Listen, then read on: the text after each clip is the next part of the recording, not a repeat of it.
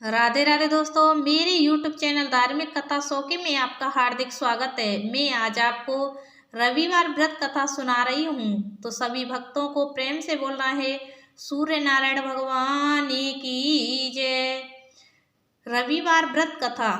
एक बुढ़िया थी, उसका नियम था प्रति रविवार को सवेरे ही स्नान आदि कर घर को गोबर से लीप कर फिर भोजन तैयार कर भगवान को भोग लगा स्वयं भोजन करती थी। ऐसा व्रत करने से उसका घर अनेक प्रकार धन धान्य से पूर्ण था। श्री हरि की कृपा से घर में किसी प्रकार का विघ्न या दुख नहीं था, सब प्रकार से घर में आनंद रहता था। इस तरह कुछ दिन बीत जाने पर उसकी एक पड़ोसन, जिसकी गौ का गोबर वह बुढ़िया लाया करती थी, विचार करने लगी कि यह वृद्धा सर्वदा मेरी गौ का गोबर ले जाती है, इसलिए अपनी गौ को घर के भीतर बांधने लग गई। बुढ़िया को गोबर न मिलने से रविवार के दिन अपने घर को न लीप सकी, इसलिए उसने ना तो भोजन बनाया, न भगवान को भोग लगाया तथा स्वयं भी उसने भोजन नहीं किया। इस प्रकार उसने निराहार व्रत किया। रात्रि हो गई और वह भूखी सो गई। रात्रि में भगवान ने उसे स्वप्न दिया और भोजन न बनाने तथा भोग लगाने का कारण पूछा। वृद्धा ने गोबर न मिलने का कारण सुनाया। तब भगवान ने कहा कि हे माता, हम तुमको ऐसी गौ देते हैं जिससे सभी इच्छाएं पूर्ण होती हैं, क्योंकि तुम हमेशा रविवार को गौ के गोबर से लीपकर भोजन बनाकर मेरा भोग लगाकर खुद भोजन करती हो। इससे मैं खुश होकर तुमको वरदान देता हूँ। निर्धन को धन और बांझ स्त्रियों को पुत्र देकर दुखों को दूर करता हूँ तथा अंत समय में मोक्ष देता हूँ। स्वप्न में ऐसा वरदान देखकर भगवान तो अंतर्ध्यान हो गए और वृद्धा की आंख खुली तो वह देखती है कि आंगन में एक अति सुंदर गौ और बछड़ा बंधे हुए हैं। वह गाय और बछड़े को देखकर अति प्रसन्न हुई और उसको घर के बाहर बांध दिया और वहीं खाने को चारा डाल दिया।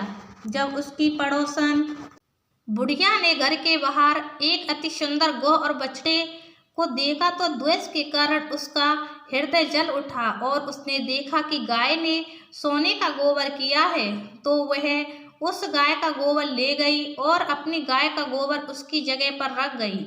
वह नित्य प्रति ऐसा ही करती रही और सीधी सादी बुढ़िया को उसकी खबर तक नहीं हुई। तब सर्वव्यापी ईश्वर ने सोचा कि चालाक पड़ोसन के कर्म से बुढ़िया ठगी जा रही है, तो ईश्वर ने संध्या के समय अपनी माया से बड़े जोर की आंधी चला दी। बुढ़िया ने अंधेरी के भय से अपनी गौ को भीतर बांध लिया।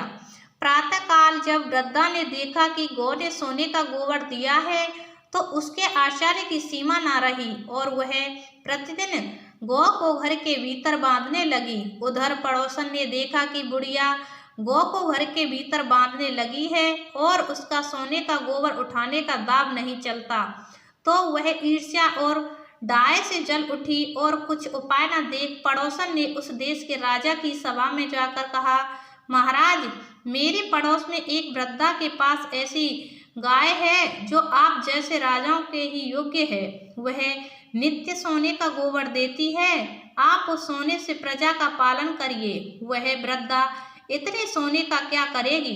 राजा ने यह बात सुन अपने दूतों को वृद्धा के घर से गाय लाने की आज्ञा दी। वृद्धा प्रातः ईश्वर का भोग लगा भोजन ग्रहण करने ही जा रही थी कि राजा के कर्मचारी गाय खोलकर ले गए। वृद्धा काफी रोई चिल्लाई, किंतु कर्मचारियों के समक्ष कोई क्या कहता। उस दिन वृद्धा गाय के वियोग में भोजन न खा सकी और रात भर रो रो ईश्वर से गाय को पुनः पाने के लिए प्रार्थना करती रही। उधर राजा गाय को देखकर बहुत प्रसन्न हुआ, लेकिन सुबह जैसे ही वह उठा, सारा महल गोबर से भरा दिखाई देने लगा। राजा यह देख घबरा गया। भगवान ने रात्रि में राजा को स्वप्न में कहा कि हे राजा, गाय वृद्धा को लौटाने में तेरा भला है। उसके रविवार के व्रत से प्रसन्न होकर मैंने उसे गाय दी थी।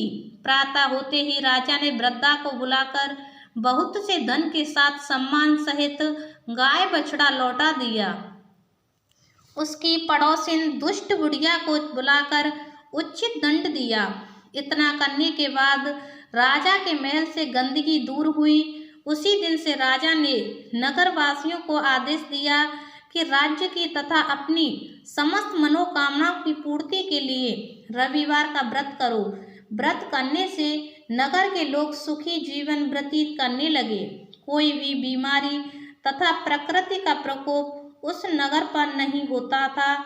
सारी प्रजा सुख से रहने लगी। ये कथा हुई समाप्त। बोलो श्री नारायण भगवान की जय।